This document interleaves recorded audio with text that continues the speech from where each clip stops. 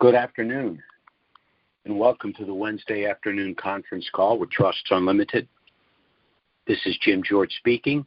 I'm the non-attorney spokesman and facilitator for Trusts Unlimited, and I'd like to thank all of you for taking the time to listen to this call, particularly those of you calling in for the first time and those that will be listening to the replay over the next 24 to 48 hours.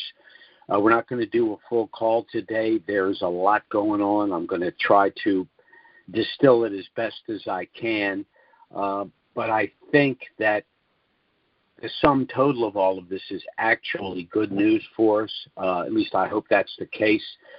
So I'm going to be running through all of this.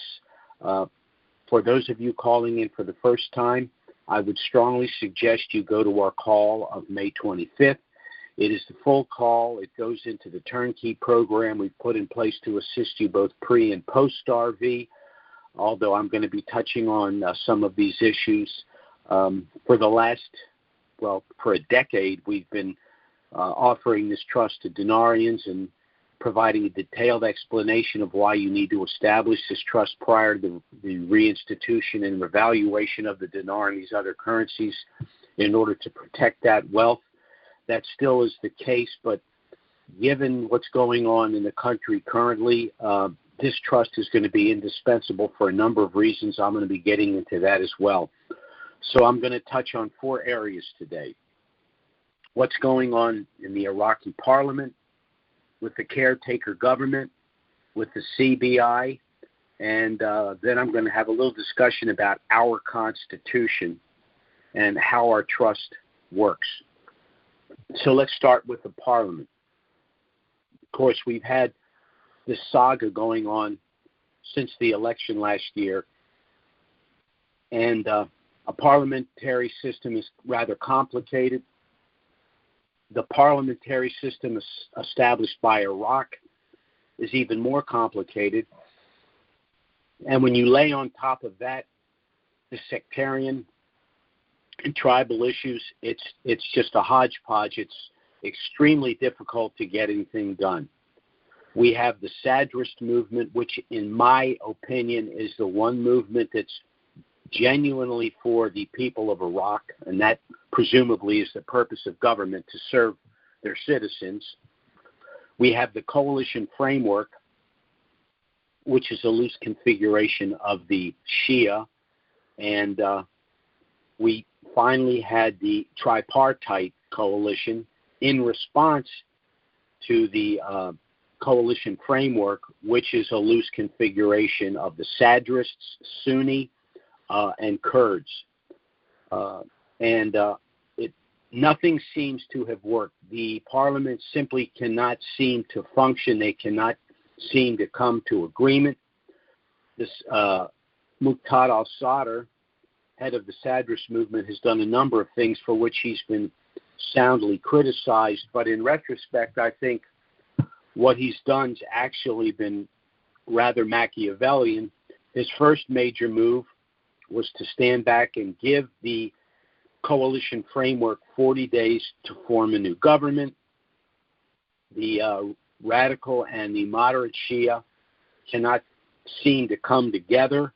The best they could do was say that they plan to form a new government after the celebration of Eid al-Adha, which will not end until mid-July, so that didn't seem to work out. Sadr then said that he and the leaders of the Sadrist movement were simply going to resign. Now, what this could mean is it could either force the parliament to function under the threat of resignation, or it could end up in the parliament being dissolved. That sounds like a bad thing, but it might not be a bad thing, because if the parliament is so dysfunctional that they can't get anything done, maybe it's better to dissolve it and start over. Now, the question for the government and for those of us that hold the currencies is, can the caretaker government function without the parliament? That would seem to be a rather extra-constitutional act. But we have to remember that the Iraqi government has been dysfunctional really going all the way back to 2003, and they've been routinely working in an extra-constitutional fashion. For example, there's been 2 or 3 occasions where the countries had to operate for nearly a year with a caretaker government because they simply could not come to agreement in the parliament to establishing a new government. The parliament itself has 2 councils or houses. We refer to it as house, but technically their term is council. They have the council or House of Representatives, and they have the council or House of Union.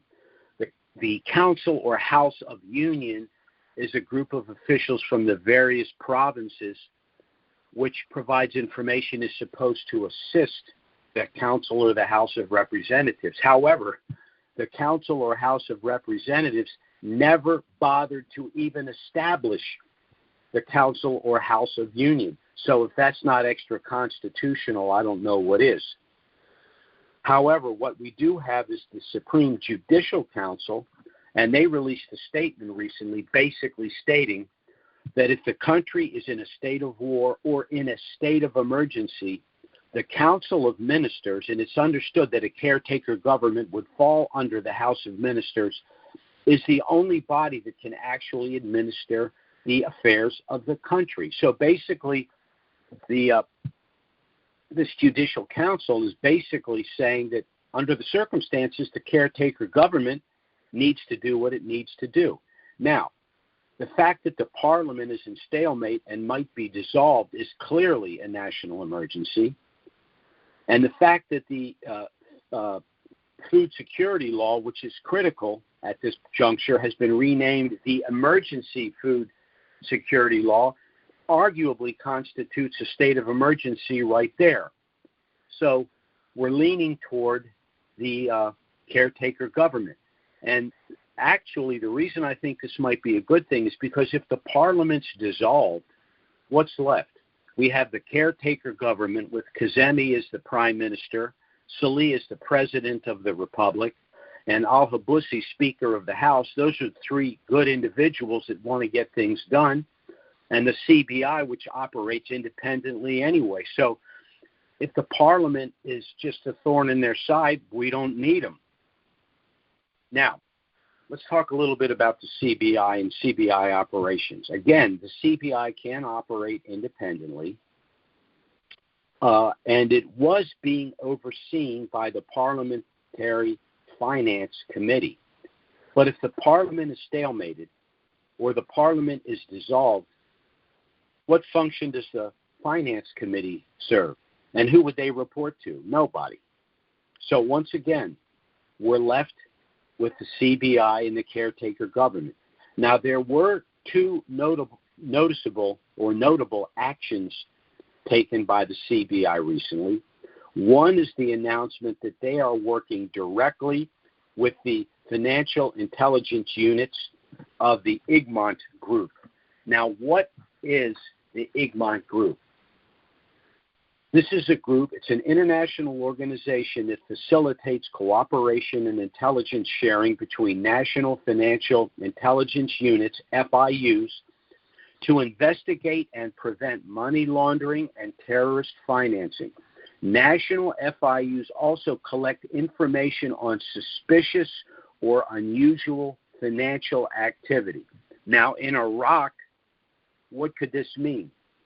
It could mean that this group is working directly with the CBI to investigate money laundering, to investigate the funding of terrorism, hopefully to investigate the skimming of funds from the currency auctions for nearly 2 decades, and also the smuggling of the provisional 3-0 currency out of the country in order to take advantage of the 3 zeros. So by the CBI involving themselves directly with the Egmont Group, they're basically announcing that they're dropping the hammer on these criminals, and that's a good thing. Now, the second thing that the CBI has done is they've entered into contracts with the Diebold Nixdorf, which is a German company that's producing their new smart ATMs, which are being disseminated. Now, these ATMs do some important things. One, they're able to collect the provisional 3-0 currency and eliminate those 3 zeros when using the ATMs. Second, they provide instantaneous adjustment of rates. Now, that's important because once the dinar reinstitutes in country and then revalues, it could presumably initially come out at a float of, let's be conservative and say $1.25 and move within a matter of weeks to $5. So on a daily and even an hourly basis, the rate's going to change. Well, these ATMs are able to instantaneously make that adjustment. And third, of course, the ATMs will be loaded with the new coinage and the new smaller currency notes, which are critical. Even the emergency food security law, the objective of that law is to provide the citizens with real purchasing power. Well, without a reinstituted currency, it's just a piece of paper. It won't work. So again, what we're left with is the CBI and the caretaker government, unless the parliament comes together and does what they need to do. So that's why I think we're in a really, really good place. Now, the last thing I wanted to touch on is our Constitution. For over a decade now, we've been marketing our trust to dinarians, explained how this trust protects those of you that have dinar, explains how these trusts will protect your wealth if you're in a situation where you have an asset that's going to appreciate substantially. You want to get it out of title and into trust before it appreciates for any number of reasons. Again, if you go to our call of May 25th, you'll understand this. But given the current government and what they're involved with, and I don't want to go into a lot of detail, those of you paying attention know what's going on. I wanted to touch on our Constitution, the federal assault on our Constitution, and why this trust, this self-settled asset protection family trust package, will be indispensable to protect you. And I just want to review what's going on here. And I'm just going to start with several amendments within the Bill of Rights. Let's start with the First Amendment, the freedom of speech. Now, direct threats are criminal in nature. Slander is a civil offense. They are net protected speech. But all other speech, including quote-unquote hate speech, are protected speech. When in the annals of history have the censors ever been the good guys? And we are right now watching censorship of all kinds. Now, we are being censored by individuals for one of two reasons. Either because these individuals have lost the argument, so the only thing they know to do is silence the other side, or they have nefarious purposes and they don't want those purposes exposed through our right of free speech. But this will not prevail. Then we have our Second Amendment, the right to keep and bear arms, the only amendment which says shall not be infringed. No other amendment of the Bill of Rights has been challenged more than the Second Amendment. But think about it. If any amendment, particularly the Bill of Rights, the first 10 amendments, are amended or repealed, then we don't have a Constitution. The Constitution says what it says. It doesn't say what it doesn't say. It's not subject to debate, particularly the Bill of Rights. The Bill of Rights are not rights granted to us by the government. They are rights that exist by virtue of our existence that the government cannot take away. Now, there is one act which I would suggest you look into. It's called the Dick Act of 1902. Dealt with the Second Amendment. It basically said we have three forms of military organizations. We have the military, which is run by the federal government. We have the organized militia, which is the National Guard on a state-by-state basis. But we have something called the unorganized militia. Who are that? Who is the unorganized militia? Those are the citizens of the United States exercising their right to keep and bear arms. To do what? To ensure that we cannot be invaded by a foreign power, and to ensure that the government cannot tyrannically remove our rights.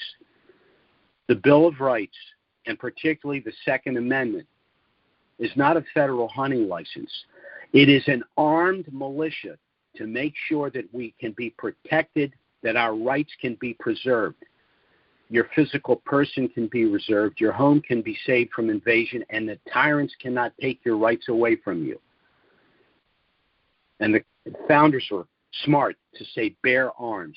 You not only have the right to keep them, but you have the right to carry them. And they don't define what arms are because they know that arms and the power of these arms change. Then we have the Fifth Amendment, the right to due process. All you have to do is look at the January 6th situation to see that that right's been trampled. Hundreds of people, as we speak, are being imprisoned. No one has been charged with insurrection. No one was arrested for bearing arms, carrying a firearm into the Capitol. And these people have been held for over a year and haven't even been charged. A grotesque violation of their rights and due process.